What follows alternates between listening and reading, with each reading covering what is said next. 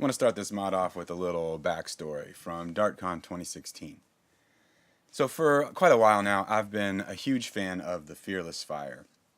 And I get there and I see a really nice version that Avery has made. He's put 180s in it and has done a really nice sort of gray and then splatter paint job with some texturizing. It's really cool.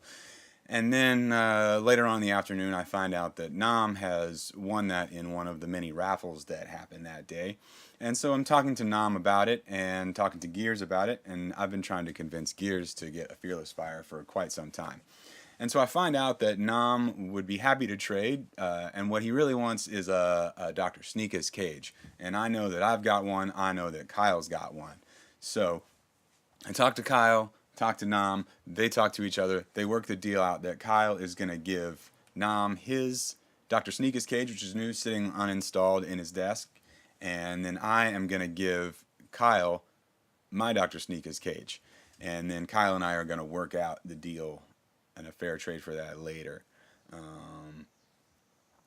Only problem there is that my DRS cage is installed in my Straven that had been my primary for the last year before I got into using the Fearless Fire, and it had a pair of those wonderful Falcon motors in it, the original Falcons, and I did not want to make those a part of the deal. You can't get those anymore, and they perform extremely well. So I had to figure out how to get those motors out of there. And I remembered watching a Make Test Battle video where Ryan laments the fact that there are no holes to stick a screwdriver in to push the flywheels out from the back, and thus there's no way to get the wheels out without damaging them. And I thought that maybe I could figure out a better way.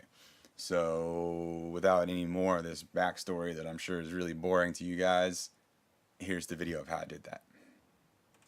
So at this point I was doing this mod and already got one of the wheels out, decided to stop, turn the camera on, and show you how I finished the rest of it.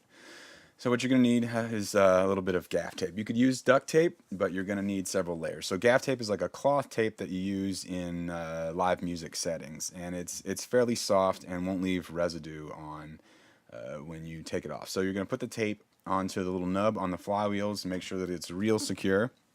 And then I'm going to take this large pair of pliers and adjust them out to the widest setting so that I can get a ton of torque and have lots of grip and control and can't smoosh them too much. So I'm going to put that onto the tape that's on the nub, get a firm grip and pull, and it came out a little bit.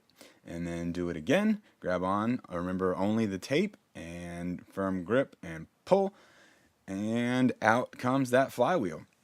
So we'll take the tape off, and I wanted to show you that there is no damage to the wheel at all. And now you are free to get at the screws underneath your motor cage that hold the motors in. And you can go ahead and trade that cage to some other Nerfers for some modded Nerf guns if you want. And here are a couple of pictures after the fact, some close-ups of the flywheel and the nub, and you can see that there is no damage to them. So feel free to go ahead and change motors out of your Dr. Sneaka's cage and have a good time with them. They're pretty awesome.